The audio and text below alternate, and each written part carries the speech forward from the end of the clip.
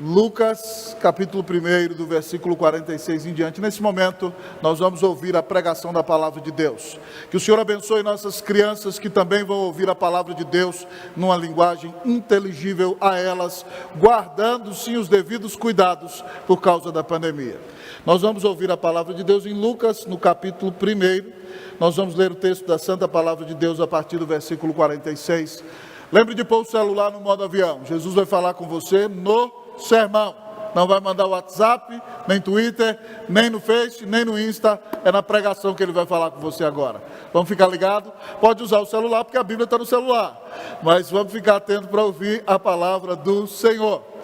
Lucas 1, de 46 em diante. Assim diz a palavra do Senhor. Então disse Maria: a minha alma engrandece ao Senhor, e o meu espírito se alegrou em Deus, meu Salvador, porque contemplou na humildade da sua serva, pois desde agora todas as gerações me considerarão bem-aventurada, porque o poderoso me fez grandes coisas, santo é o seu nome, a sua misericórdia vai de geração em geração sobre os que o temem, agiu com o seu braço valorosamente, dispersou os que no coração alimentavam pensamentos soberbos, derribou do seu trono os poderosos e exaltou os humildes, encheu de bens os famintos e despediu vazios os ricos, amparou a Israel seu servo, a fim de lembrar-se da sua misericórdia, a favor de Abraão e da sua descendência para sempre, como prometera a nossos pais. Maria permaneceu cerca de 3 meses com Isabel e voltou para casa. Oremos ao Senhor mais uma vez. Pai Santo, toda a glória seja dada somente ao Teu nome, ó grande Deus. Nesse momento, a Tua palavra foi lida, ó Pai. Ela é inspirada pelo Espírito Santo. E ela fala por si mesma. Mas, Pai, nesse momento que essa igreja que está aqui mais precisa, é de ter um encontro com o Senhor. É de, enquanto ouve a pregação, entender que a presença do Senhor é real neste lugar. É perceber que o Espírito Santo fala poderosamente na palavra. E ter o coração aquecido pelo Senhor. O que cada um que aqui está necessita é ter os olhos abertos para contemplar a glória da Tua grandeza e majestade, ó grande Deus. E essa obra, Pai, é sobrenatural. Homem nenhum pode fazê-la. É o Senhor quem faz. Então, Senhor, manifesta a Tua graça e o Teu poder enquanto a Tua palavra é pregada com fidelidade, porque o Senhor determinou este meio. Foi o Senhor quem disse que falaria por meio da pregação, e assim suscitaria fé ao Teu povo. Então, que nós tenhamos um momento de visitação aqui agora, e que Tua igreja, que enfrenta lutas e dificuldades na pandemia, tenha 10.000 razões para Te louvar, porque Tu és bom, Deus, porque ainda que passemos por angústias e vicissitudes, a Tua misericórdia dura para sempre. Dá glória ao Teu nome, Senhor. Nós pedimos o poder, a unção e a presença do Espírito Santo. E o Senhor disse que o Senhor é bom e daria o Espírito Santo a quem pedisse. Então é por isso que nós oramos, clamando esta bênção, em nome de Jesus. Amém. A igreja pode sentar-se.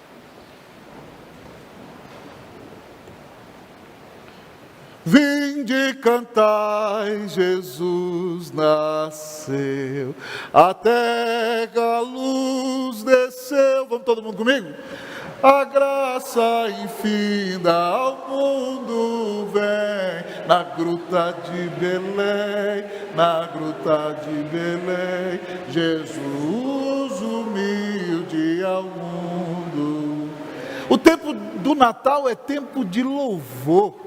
É tempo de cantar, Esse ano muitas pessoas estão com o coração apertado porque, no final das contas, os nossos corais que tinham programado cantar não vão poder cantar por causa da pandemia.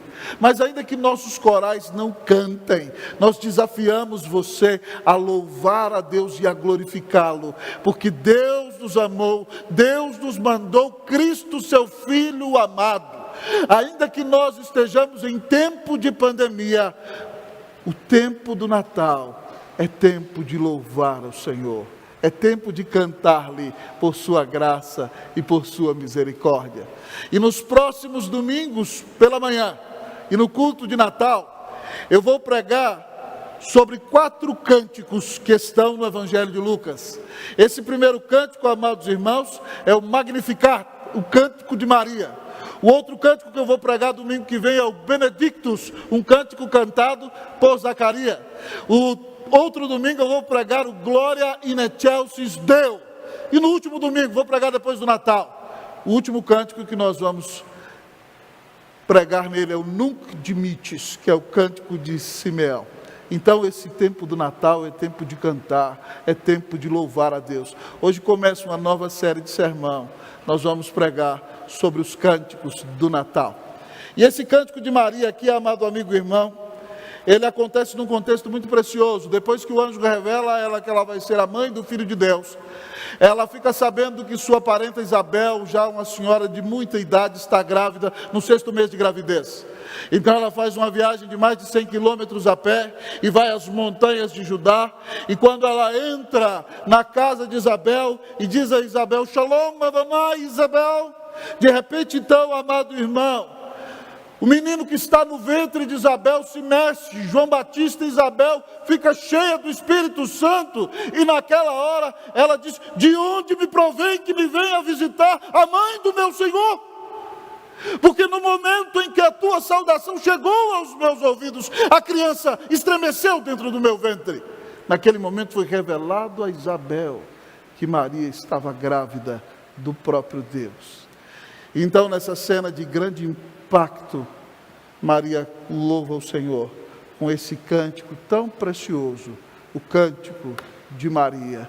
Com ela nós vamos aprender como louvar a Deus. Como louvar a Deus? Nesse tempo do Natal, é impressionante, é importante que você esteja preparado para louvar a Deus. Como louvar a Deus? Em primeiro lugar, o texto nos diz: com gratidão. Como louvar a Deus? Com gratidão.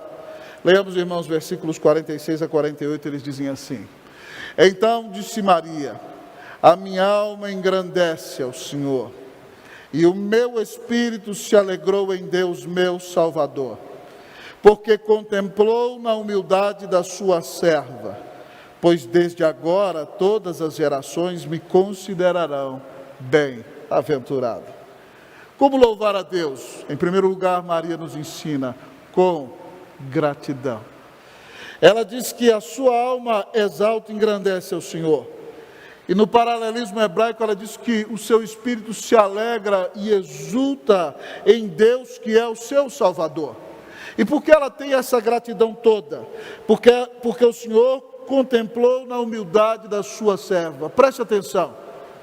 Quando alguém é soberbo, tem o nariz empinado e se acha mais do que é, essa pessoa nunca será agradecida. Um prelúdio necessário para um coração agradecido é uma atitude de humildade e humilhação. E Maria diz aqui, querido amigo e irmão, claramente: o Senhor contemplou na humildade da sua serva. A palavra usada no grego para humildade aqui significa não só, amado irmãos, escassez de riquezas e finanças, mas significa fraqueza, inclusive pecado e debilidade moral. Maria está reconhecendo que ela precisa da graça de Deus. Ela está reconhecendo que ela é pecadora, que ela é falha, que ela é frágil, e que Deus teve misericórdia dela e contemplou-a e deu-lhe a maior de todas as bênçãos, de ser a mulher mais bem-aventurada da terra, que leva no seu ventre o próprio Filho do Deus eterno. Maria agradece. Só pode agradecer, irmão, quem reconhece que nada é, quem reconhece que não é digno de nada. quem reconhece que tudo que recebeu é pura graça de Deus. E ela fica tão impactada com isso, que ela diz: a partir de agora, todas as gerações, e é assim, nós a consideramos assim, me considerarão bem-aventurada. Nós protestantes, irmãos, amamos Maria. Não porque nós a idolatremos, ou a adoremos, ou façamos uma imagem para nos ajoelhar diante dela. Não.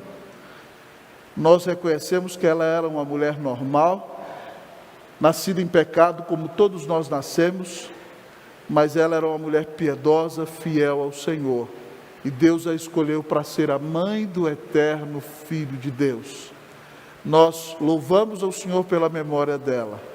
Não precisamos adorá-la porque ela mesma não quereria adoração.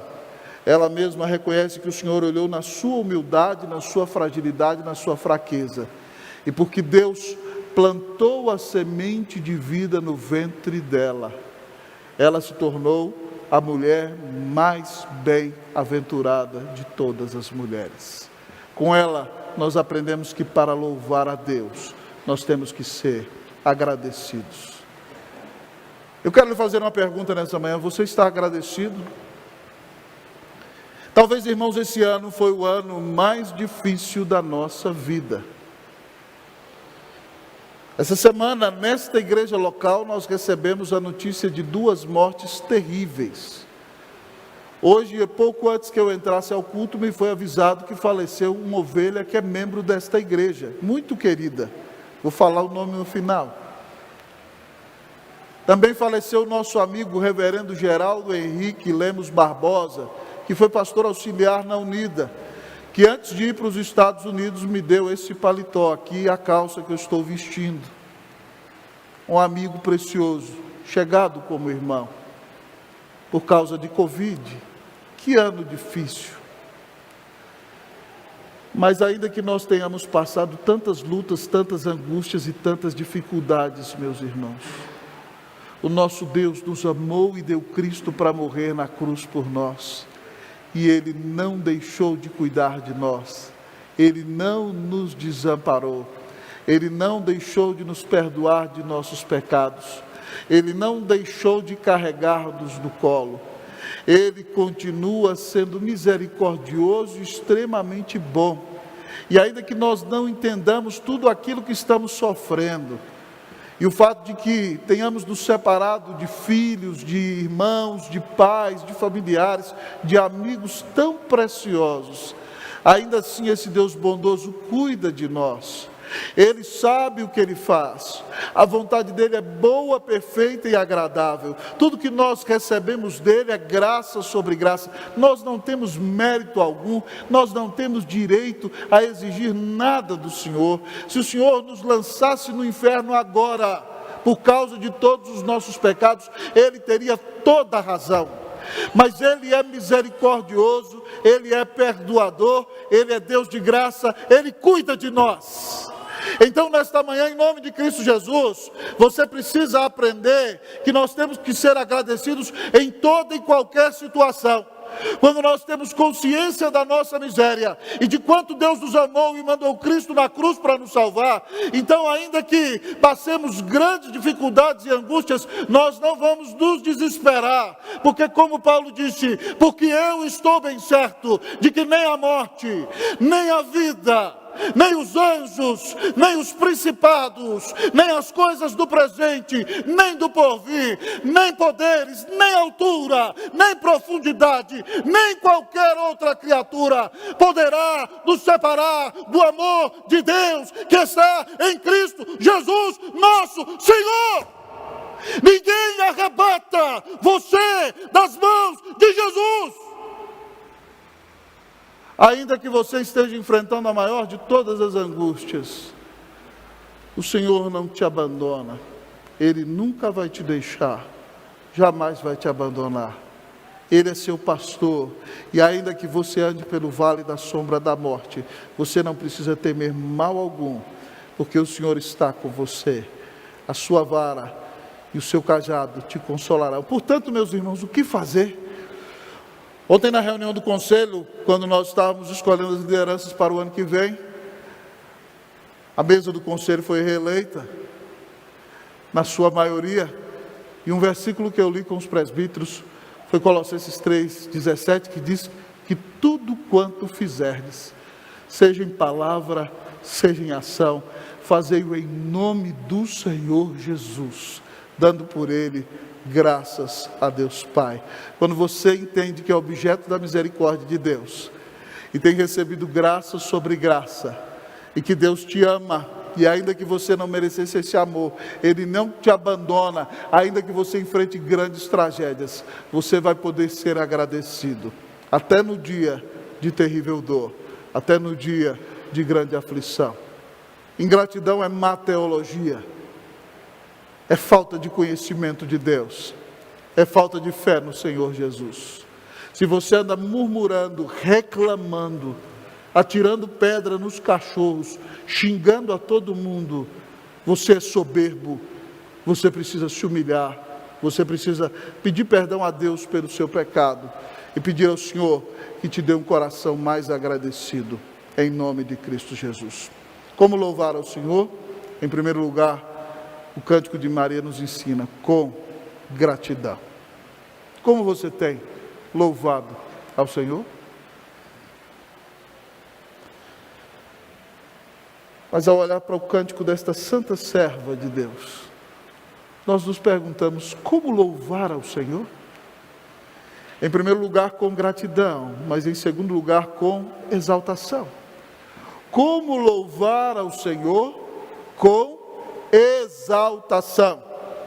No versículo de número 46, ela disse, a minha alma engrandece ao Senhor. E lá no versículo 49, ela vai dizer, porque o poderoso me fez grandes coisas, santo é o seu nome, a sua misericórdia vai de geração em geração sobre os que o temem. Eu fico maravilhado aqui, amados irmãos, porque Maria exalta o Senhor, e ela nos ensina que para exaltar ao Senhor é necessário conhecê-lo. Nós amamos cantar cânticos a Deus, mas até quando nós cantamos os nossos cânticos, nós temos que saber por que cantamos, e cantar consciente do relacionamento que temos com o Senhor. Muitas vezes a gente vem à igreja e só tem um cântico, eu te amo Jesus, eu te amo Jesus, eu te amo Jesus, eu te amo Jesus, eu te amo Jesus. Mas por que você ama Jesus? Tem que ter fundamento. Maria está dizendo que ela engrandece o Senhor, e ela exalta o Senhor aqui, citando 4 atributos de Deus para nós nesse segundo tempo, nesse segundo ponto.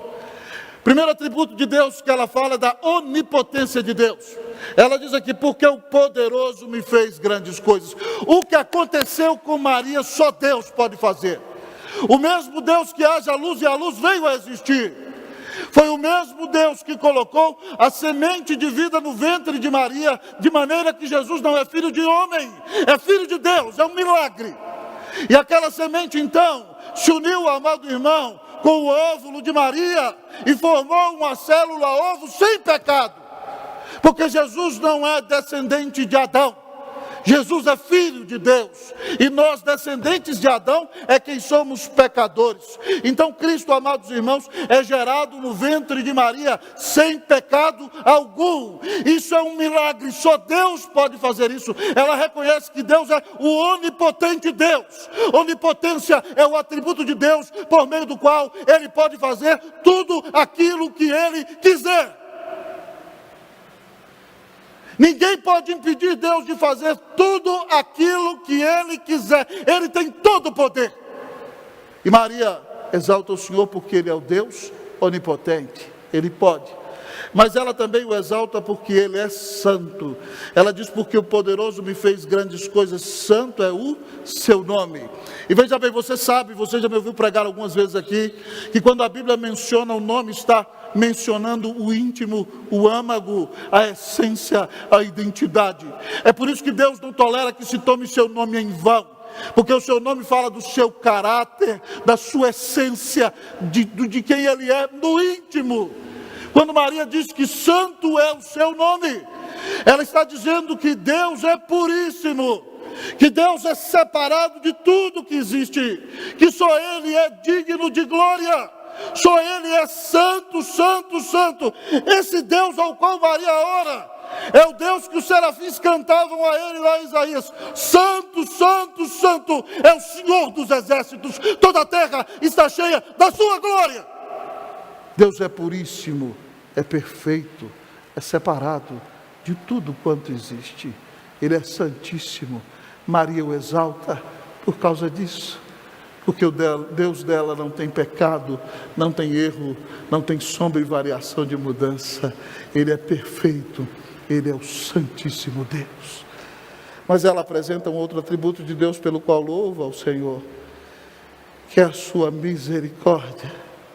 Ela diz: a sua misericórdia vai de geração em geração. Misericórdia de Deus, irmão, é o atributo de Deus por meio do qual Ele não te dá aquilo que você merece. O que você merece? A ira de Deus. Eu e você merecemos que Deus abra o inferno e nos jogue lá dentro, porque nós somos pecadores e o ofendemos. Nós não oramos a Ele, não o amamos, não servimos de todo o nosso coração.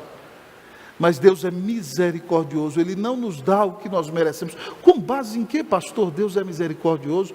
Com base na obra de Cristo. Eu gosto de pensar, irmãos, nesse atributo, como se Deus viesse com uma lança, como um guerreiro, pronto para nos destruir. E de repente nós estamos no caminho dele, não podemos detê-lo. E ele vem, pronto para ficar em nós a sua lança. E Jesus entra no meio e recebe o furo da lança que eu merecia receber, que você merecia receber. Isso é misericórdia. A cruz é misericórdia.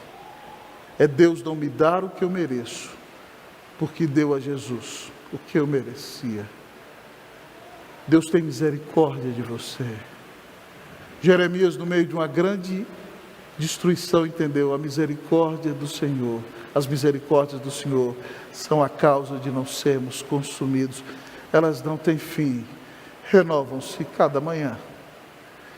O outro atributo de Deus pelo qual Maria exalta o Senhor é a eternidade de Deus. Um atributo qualifica o outro. Ela diz: a sua misericórdia vai de geração em geração sobre os que o temem. Jeremias disse isso: as suas misericórdias não têm fim, renovam-se cada manhã. Eu gosto do versículo de Hebreus que diz, irmão, Jesus Cristo é o mesmo ontem e hoje e o será para todo sempre. Deus é eterno e imutável. O texto está falando que se você é de Jesus, você vai ser abençoado por Ele hoje, vai ser abençoado por Ele amanhã, vai ser abençoado no dia em que estiver enfermo no hospital, vai ser abençoado no dia em que nascer um neto, vai ser abençoado no dia em que o Senhor te chamar à glória, porque a misericórdia do Senhor para com você não tem fim. Deus é eterno. Eternidade de Deus significa, amado amigo e irmão, que Ele não tem fim.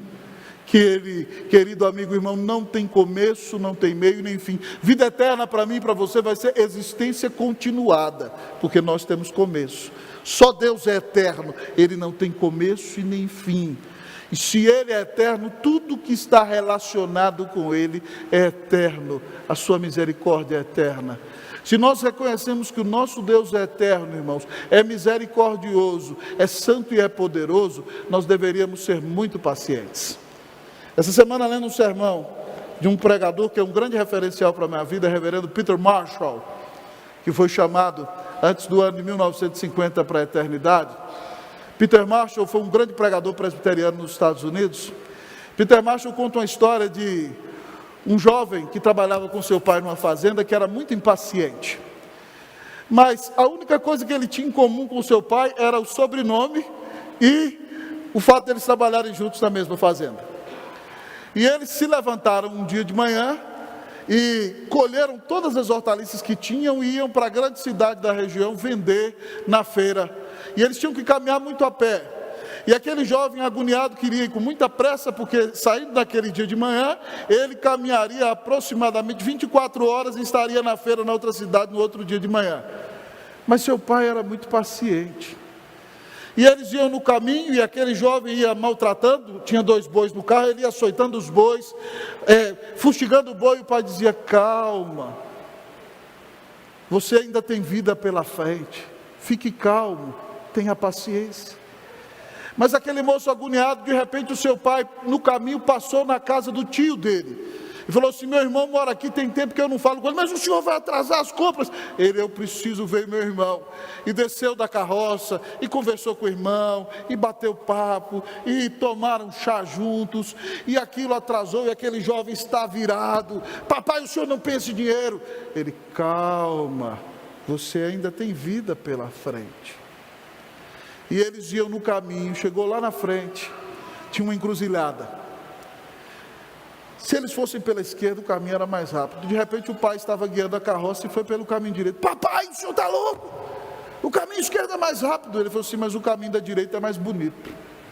Tem mais flores, tem mais pastos, mais jardins, mais pomares. Eu quero ver a beleza da vida. Ele: o senhor não quer ganhar dinheiro? Ele: calma, você tem vida pela frente. Tenha paciência. E eles pararam num jardim, a lua caía naquele lugar e eles dormiram tranquilamente. No outro dia eles iniciaram viagem.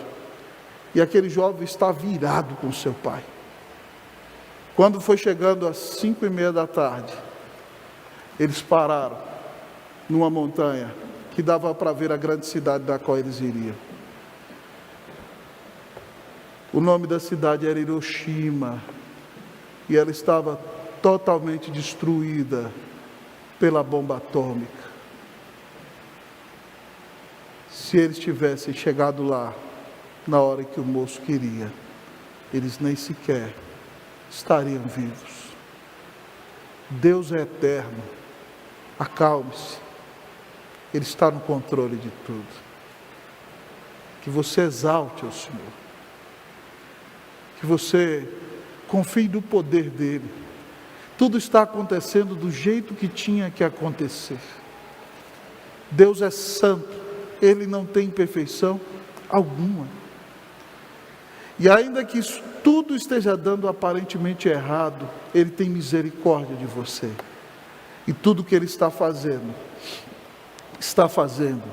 para o seu próprio bem. Se você conhece o seu Deus, você vai exaltar o seu Deus. Para exaltar a Deus, é necessário conhecê-lo. Se você está desesperado, angustiado, isso demonstra incredulidade e demonstra que você ainda não conhece o seu Deus. Tranquilo, o seu Deus é poderoso, é santo, é misericordioso, Ele é eterno. Como louvar a Deus? Exalte ao Senhor. Quem conhece o Senhor vai exaltá-lo e vai louvá-lo em toda e qualquer situação. Eu me lembro quando eu era jovem no interior de Minas, nós cantávamos um cântico maravilhoso que ele dizia assim, um cântico de jovem: eu quero lhe dizer que Deus gosta de você, seja qual for a situação. Eu quero lhe dizer que Deus gosta de você, seja qual for a situação. O Senhor te ama. Ele deu Cristo na cruz por você. Não te desesperes. Ele te carrega no colo, independentemente da circunstância que você está enfrentando. Exalte ao Senhor. Como louvar a Deus? Em primeiro lugar, com gratidão. Como louvar a Deus? Em segundo lugar, com exaltação. Mas como louvar a Deus? Em terceiro lugar,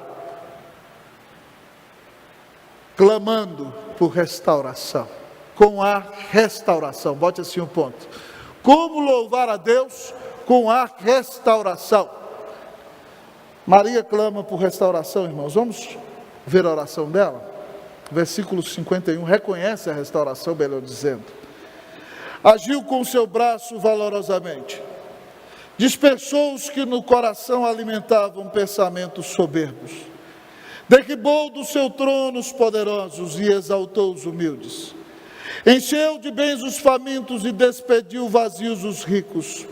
Amparou a Israel seu servo, a fim de lembrar-se da sua misericórdia, a favor de Abraão e da sua descendência para sempre, como prometera aos nossos pais. Maria, amado irmão, reconhece a restauração que o Senhor trouxe à sua vida. Eu podia botar com reconhecimento, mas ela fala de restauração, então eu quero botar esse ponto com restauração. Aqui diz o texto que ela reconhece em primeiro lugar uma restauração social. Ela diz: agiu com seu braço valorosamente, dispersou os que no coração alimentavam pensamentos soberbos, derribou do seu trono os poderosos e exaltou os humildes. Maria vem de uma família humilde, de uma família pobre.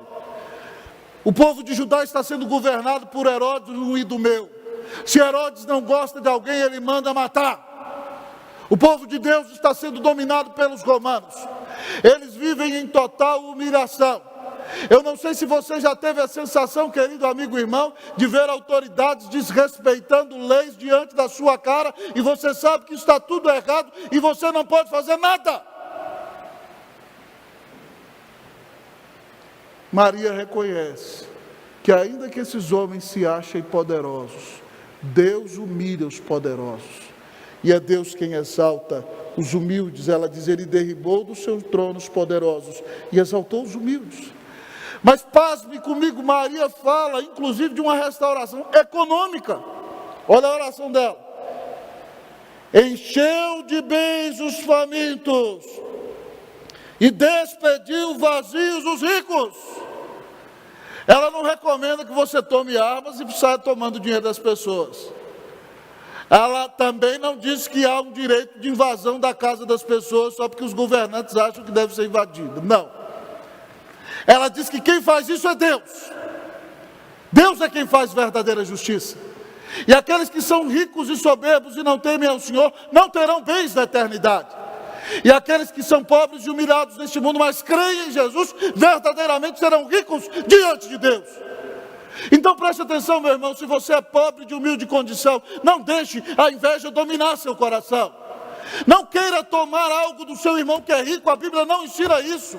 E qualquer ideologia, filosofia ou pensamento fundamentado na inveja é fundamentado em obra da carne, não no fruto do Espírito. Deus não abençoa a inveja. Confie que Deus te sustenta e supra as suas necessidades neste mundo. E Ele te promete riquezas mil na eternidade. É o Senhor quem restaura a sua vida, inclusive financeiramente. Quem te dá emprego, quem te dá sustento, é o Senhor. Mas Maria, ao orar por restauração, ora por uma restauração social. Reconhece a restauração econômica e reconhece uma restauração espiritual. Ela desamparou Israel, seu servo, a fim de lembrar-se da sua misericórdia, a favor de Abraão e da sua descendência para sempre, como prometera aos nossos pais. Deus prometeu a Abraão em Gênesis 17:7 que abençoaria a sua descendência, porque ele creu no Senhor. Deus prometeu a Abraão em Gênesis 12 que através da família de Abraão ele abençoaria todas as famílias da terra. E Deus mandou Jesus da família de Abraão, que morreu na cruz para pagar os pecados do seu povo e ressuscitou. E todo aquele que crê em Jesus, independente da raça, da cor, da situação econômica, da família, do sobrenome e onde more, receberá de graça a salvação. Deus restaura cumprindo as suas promessas. Deus restaura espiritualmente. Eu disse a vocês, irmãos, que essa semana eu li um livro precioso. Eu fiquei muito emocionado porque essa semana eu li um livro da senhora Catherine Marshall, esposa do reverendo Peter Marshall, que eu disse a vocês que é um grande referencial para a minha vida. E a minha maior emoção é que esse livro foi editado pela Casa Presbiteriana no andar aqui de baixo, no ano de 1955. Tive que ler o livro de máscara, porque eu sou alérgico. E aí eu li o livro a primeira noite, eu não consegui dormir. E aí então tive que ler o livro de máscara. Mas que livro abençoado, 350 páginas. Eu entrei pela madrugada fora, irmãos. Devorei 3 dias, Henrique. Maravilhoso o livro. Mas eu fiquei impactado com a vida do reverendo Peter Marshall, porque ele era um menino pobre na Escócia. O pai dele morreu, ele era pequeno, a mãe dele se casou de novo, ele começou a trabalhar como operário no fim da adolescência. E ele sentiu um chamado poderoso de parte do Senhor, ouvindo um missionário da China. E ele foi se candidatar à missão da China, mas ele não cumpriu os requisitos. Ele tinha que se preparar, estudar teologia. Mas ele não tinha um centavo para ir para Oxford. E ele trabalhava numa empresa de eletricidade 10 horas todos os dias, chegava tarde à noite, e ele falava assim: Deus, eu acho que eu me enganei, o Senhor não me chamou. Se o Senhor me chamou, faz um milagre, providencia alguma coisa. 2 dias depois, um primo dele veio dos Estados Unidos da América, dizendo: Peter, vamos para a América. Ele: eu não vou de jeito nenhum. Era Deus respondendo a oração. Resumindo, ele foi para a América. Mas Deus, para prová-lo um pouco mais, ele chegou na região de Nova York e arrumou um emprego. E trabalhou como um escravo, amados irmãos, durante 5 meses ali, não conseguia nada. Quando ele pensava em voltar para a Escócia, um velho amigo da Escócia escreve de Birmingham, no Alabama, para ele, dizendo: vem para cá, eu trabalho no jornal, você trabalha comigo. Você ganha $20 por semana, dá para você se manter. Chegando lá, ele foi à igreja presbiteriana e conheceu o reverendo Trevor Mordecai, um pastor galês que pregava muito bem. E Trevor Mordecai reconheceu o chamado de Peter Marshall e colocou Peter Marshall para liderar a mocidade, para cantar no louvor na frente da igreja. E Peter Marshall assumiu a classe de escola dominical de homens. Ele estava muito feliz, mas ele disse: Deus, o Senhor me chamou, eu preciso ir para o seminário, eu não tenho recursos, faz algo, Senhor, me mostra que o Senhor me chamou. E quando ele fez essa oração, um dia ele chegou para dar aula na escola dominical, e os homens da igreja disseram: Peter, nós reconhecemos em você um chamado, e nós queremos dizer para você que você vai para o seminário, o pastor já disse que quer te mandar, e nós os homens vamos assumir o custo da sua mensalidade e do seu sustento, enquanto você estiver no seminário. E aquele homem ficou maravilhado, vendo como Deus restaura e providencia para todas as suas necessidades. Ele foi estudar no seminário de Colômbia, formou-se e foi pastor de uma abençoada igreja em Atlanta, a igreja presbiteriana Westminster, e depois foi pastor da igreja presbiteriana da Avenida Nova York, em Washington, onde se sentavam os senadores americanos, a igreja que Abraham Lincoln era membro em Washington. E depois de alguns anos, Peter Marshall foi capelão do Senado dos Estados Unidos da América. Quando Peter Marshall orava e pregava, as pessoas diziam que ele trazia Deus para perto. Você podia sentir a presença de Deus. Um menino pobre, humilde, que não tinha condição de abençoar a sua família, de pagar o seu seminário, se tornou o pastor mais influente dos Estados Unidos da América. Sabem por quê? Porque Deus restaura a nossa vida, meus irmãos. Quero dizer para você, se nessa manhã você chegou aqui humilhado, entristecido, macambúzio, o Senhor pode restaurar a sua alegria. Eu quero dizer, se você anda miserável, paupérrimo, o Senhor pode, se Ele quiser, restaurar a sua vida financeira, sim. Se você entrou aqui com crise no seu casamento e com grande dificuldade, o Senhor pode restaurar o seu casamento. Se os seus filhos estão perdidos, longe de Deus, o seu coração se exaspera, o Senhor pode trazer os seus filhos de volta para Ele. O Senhor pode, se quiser, até restaurar a sua saúde em dias de pandemia. Você precisa, em todo momento, orar a Deus por restauração. Maria experimentou restauração. E nós louvamos a Deus com reconhecimento da restauração que Ele nos dá. Nesta Igreja Unida nós temos orado por um avivamento. Nessa manhã, o Senhor me manda dizer-te que você precisa clamar por um reavivamento na sua vida, no seu casamento, na sua família, nesta igreja e nesta cidade. No Salmo 80, o salmista diz: restaura-nos, Senhor, faz resplandecer o teu rosto e nós seremos salvos. Que o Senhor nos visite com restauração nesta manhã, em nome de Cristo Jesus. Ao ouvir essa mensagem, eu quero lhe perguntar: você tem louvado ao Senhor? Você tem sido grato nesses dias de pandemia? Você tem exaltado ao Senhor sobre todas as coisas? Você tem reconhecido a restauração ou clamado pela restauração de Deus em sua vida? Meu irmão, a pandemia está aí, a dificuldade financeira está aí, a crise está diante dos nossos olhos, mas Deus continua sendo poderoso, santo, misericordioso e eterno. Que você nesse mês de dezembro se proponha a adorá-lo por quem Ele é e a louvá-lo por todas as bênçãos que Ele te dá em Cristo Jesus. Como louvar a Deus?